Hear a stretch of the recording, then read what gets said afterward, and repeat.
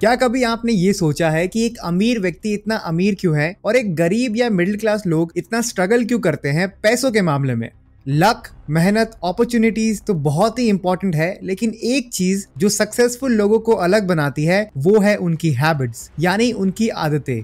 ये video 3 part में divided है। पहले पार्ट में मैं आपको वो सारी अमेजिंग हैबिट्स जो आपको आज से ही बिल्ड करनी चाहिए वो डिटेल में एक्सप्लेन करूंगा, जिससे कि उन हैबिट्स की वजह से आप अमीर बन सको। दूसरे पार्ट में मैं आपको कुछ एग्जांपल्स दूंगा कि वो कौन कौन सी हैबिट्स हैं जो आपकी जिंदगी खराब कर रही है, और अगर आपने इन हैबिट्स को नहीं छोड़ा तो शायद कभी आप अमीर बन ही नहीं सकते। तीसरे पार्ट में मैं आपको डिटेल में एटॉमिक हैबिट, जिसे लिखा है जेम्स क्लियर ने, ये बेस्ट बुक है हैबिट को चेंज करने के लिए। इसकी मैं समरी आपके साथ शेयर करूंगा, जिससे कि आप वो सारी अमेजिंग हैबिट्स बिल्ड कर सको जो आपको अमीर बनने में बहुत हेल्प करेगी। तो इस वीडियो में आप कौन सी फाइनेंशियल हैबिट्स आपको बिल्ड करनी चाहिए वो सीखने वाले हैं, किन हैबिट्स को आपको छोड़ना चाहिए, और आखिर में कैसे किसी भी हैबिट्स को आप अपनी लाइफ में ऐड कर सकते हैं, जिसके लिए हम एटॉमिक हैबिट से कुछ प्रिंसिपल्स को समझेंगे। इस वीडियो को देखने के बाद आपकी लाइफ डेफिनेटली बेटर होने वाली है, तो प्लीज इस वीडियो को पूरे एंड तक जरूर देखिए।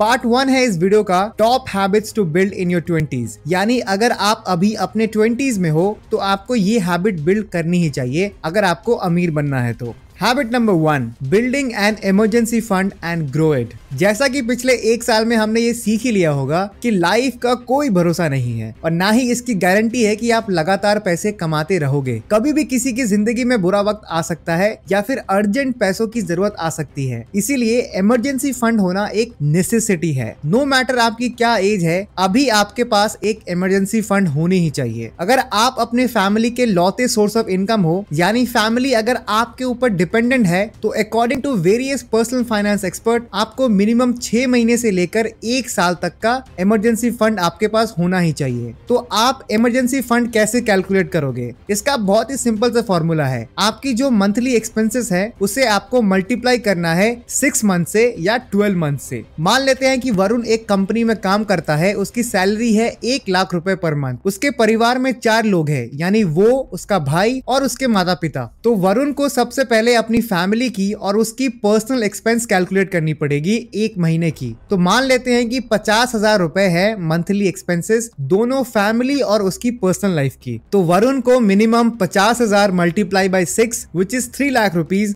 इतना अमाउंट उसके इमरजेंसी फंड में होना ही चाहिए। इन केस अगर उसका जॉब चला जाए या फिर कुछ ऐसा इंसिडेंट हो जाए जिस कारण उसे काम करना छोड़ना पड़ सकता है, तो ये 3 लाख रुपए वरुण की फैमिली को 6 महीने तक कोई दिक्कत नहीं आने देगी। इमरजेंसी फंड ना होने के कारण लोग फाइनेंशियली बहुत स्ट्रगल करते हैं। इसीलिए अगर आप अभी अपने 20s में हो या फिर आपने अभी अभी पैसा कमाना शुरू किया है, तो प्लीज मेक श्योर करिए कि आप अपना इमरजेंसी फंड बिल्ड करो, और वक्त के साथ साथ इसे आपको ग्रो करना चाहिए। ये एक ऐसी हैबिट है जो सबसे क्रूशियल है, और मैं आप सभी को रेकमेंड भी करूंगा कि आप जरूर अपनाएं इस हैबिट को।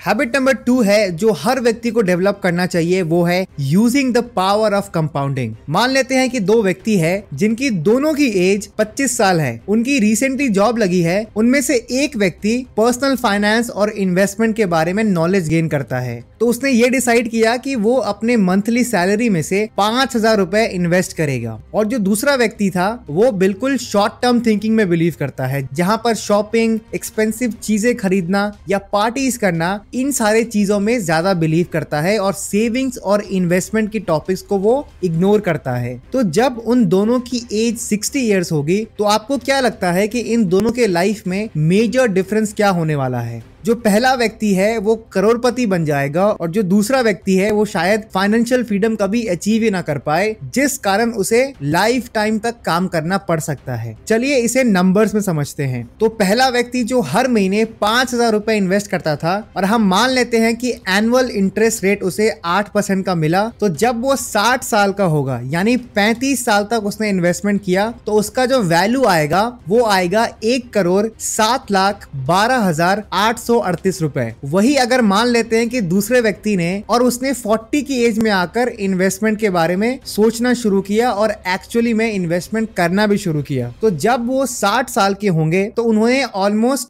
20 साल तक इन्वेस्टमेंट किया। अगर वो 40 साल की एज से ही इन्वेस्टमेंट शुरू करते हैं तो उनका फंड वैल्यू होगा 28,44,995 रुपए। तो यही है असली पावर ऑफ कंपाउंडिंग इंटरेस्ट। क्योंकि पहले व्यक्ति ने जल्दी इन्वेस्टमेंट करना शुरू किया, इसीलिए वो 3.7 टाइम्स उन्हें ज्यादा रिटर्न मिला कंपेयर करे दूसरे व्यक्ति से। तो कंपाउंडिंग इंटरेस्ट को समझने के लिए मैं आपको सिंपल से एग्जांपल देता हूं। मान लीजिए आपने 1 लाख रुपए इन्वेस्ट किया है, जिसमें आपको 8% का रिटर्न मिल रहा है पहले साल में, यानी 8,000 रुपए। तो आपका वैल्यू बनता है 1,08,000 रुपए। तो नेक्स्ट ईयर आपको अपने 1,08,000 पे 8% मिलेगा, यानी 8,640 रुपए। तो आपका टोटल वैल्यू बनेगा 1,16,640 रुपए। यही है कंपाउंडिंग इंटरेस्ट, जहां पर आपका इंटरेस्ट आपके कैपिटल में ऐड हो जाता है और उस पे आपको फिर इंटरेस्ट मिलता है। तो सेकंड हैबिट जो हर व्यक्ति को जो अभी यंग है उन्हें बिल्ड करनी चाहिए, जिससे कि वो अमीर बन सकते हैं, वो है अभी से इन्वेस्ट करना, चाहे अमाउंट छोटी ही क्यों ना हो। सबसे बेस्ट तरीका है कंपाउंडिंग इंटरेस्ट का यूज करने का, वो है अगर आप कंपनीज की स्टॉक्स में इन्वेस्ट करते हो, जहां पर आपके पैसे जब आप सो रहे हो तब भी वो पैसे ग्रो होते हैं। और वॉरेन बफेट ने ये कहा है कि if you don't find a way to make money while you sleep, you will work until you die.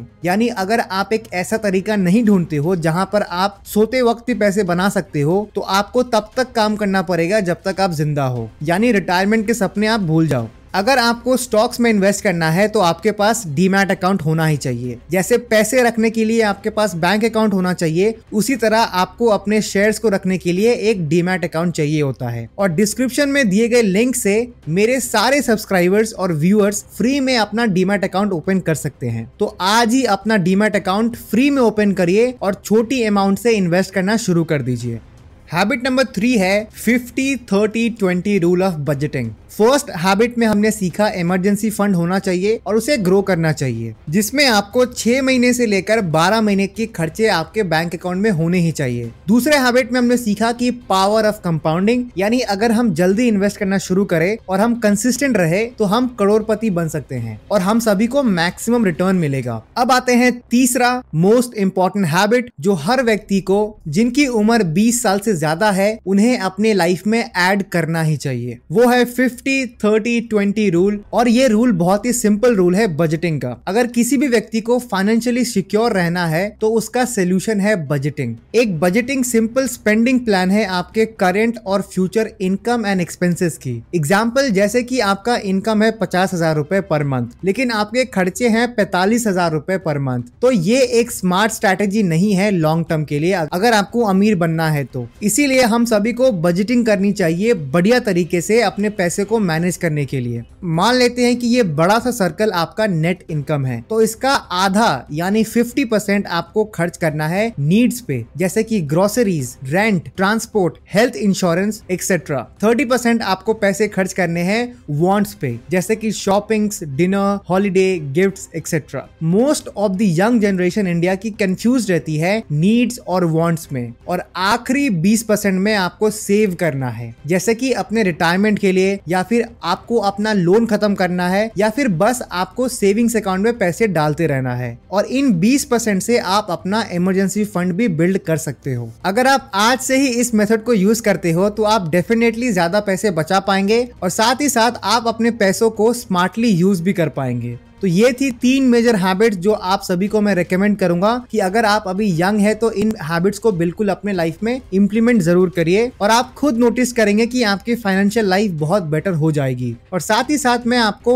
1 bonus habit बताने जा रहा हूं जो मैं खुद यूज करता हूं। वो है don't by if you don't need it, यानी कभी भी उस चीज को ना खरीदे जिसकी आपको जरूरत ना हो। मेरा एक दोस्त है जिसने मुझे मैसेज किया कि मैंने डिस्काउंट में एक बहुत ही अमेजिंग लैपटॉप खरीदी है जिसकी प्राइस थी 1.5 लाख रुपीस, लेकिन मैंने सिर्फ 1.35 लाख में खरीदा है। तो मैंने उसे ये टेक्स्ट किया कि भाई तूने 15,000 रुपए सेव करने के लिए 1,35,000 रुपए खर्च कर दिए। और उसने मुझे ये चीज बोली कि मुझे इसकी जरूरत थी। यहाँ दो कंक्लूजन निकलता है, अगर वो सच में एक प्रो गेमर है तो ये इन्वेस्टमेंट उसके लिए डेफिनेटली वर्थ इट है। लेकिन जिन व्यक्तियों को गेमिंग में कुछ खास इंटरेस्ट नहीं है, जैसे कि मैं, तो ये इन्वेस्टमेंट मेरे लिए वर्थ इट नहीं है। As simple as that. आपको ये आइडेंटिफाई करना है कि आपको किस चीज की नीड है और किस चीज की आपको वांट है। इससे आपकी इन्वेस्टमेंट बहुत बेटर हो जाएगी। तो ये था पार्ट 1 ऑफ द वीडियो, जिसमें हमने सीखा वो कौन सी हैबिट्स हैं जो हमें बिल्ड करनी चाहिए अगर अभी हम यंग है तो।